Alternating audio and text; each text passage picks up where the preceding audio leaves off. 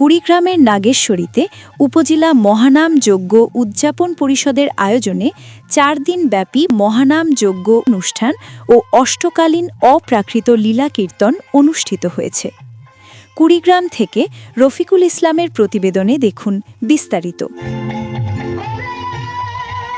সম্প্রীতির বন্ধনে নাগেশ্বরীতে অষ্টম বার্ষিক মহানাম যজ্ঞ উদযাপিত।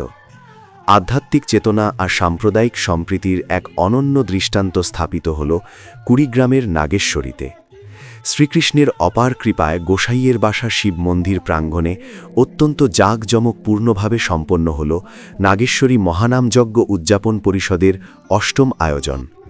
ভক্তি ও উৎসবের মেলবন্ধনে নাগেশ্বরী উপজেলার হাসনাবাদ ইউনিয়নের দক্ষিণ ব্যাপারীর হাট এলাকায় গত বুধবার ১৭ ডিসেম্বর থেকে শুরু হওয়া গোসাইয়ের বাসা শিব ঠাকুর মন্দির দেবত্তর স্টেট শ্রীপুরে মনোমুগ্ধকর পরিবেশে প্রায় ৪০,০০০ লোকের আয়োজনে ভারতের মুর্শিদাবাদ জেলার খুড়গ্রাম থানার কল গ্রামের শ্রী শ্রী নিতাই গৌরী কীর্তন সম্প্রদায়ের শ্রীমতী বনশ্রী মণ্ডল ও বাংলাদেশের বিভিন্ন এলাকার শিল্পীদের পরিবেশনায় এ অনুষ্ঠান অনুষ্ঠিত হয়েছে। এছাড়াও প্রতি বছরে এ আয়োজন হবে বলে জানান উদযাপন পরিষদের সাধারণ সম্পাদক হরচন্দ্র বর্মন ফন্টু। অনুষ্ঠান উপভোগ করতে হাজার হাজার শ্রোতা ও হিন্দু সম্প্রদায়ের মানুষজন প্রসাদ খেয়ে রাত জেগে লীলা কীর্তন উপভোগ করে।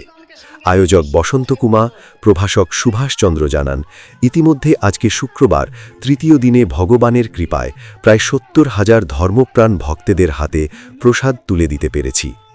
অনেক সুন্দরভাবে আমাদের হিন্দু সম্প্রদায়ের অনুগামীরা অনুষ্ঠান উপভোগ করছে। ১৫ মণ থেকে ২০ মণ ডাল আর এটা তৈরি করতে যে ধরনের আনুষঙ্গিক দ্রব্যাদি সেগুলো সহকারে এটা এবার অষ্টম অনুষ্ঠান আয়োজন করছি। আমরা 2019 সাল থেকে এখন পর্যন্ত প্রতিটা অনুষ্ঠানে প্রত্যেকবারের চেয়ে বিগত বছরের চেয়ে পরের অনুষ্ঠানটা বরাবরই ভালো করি।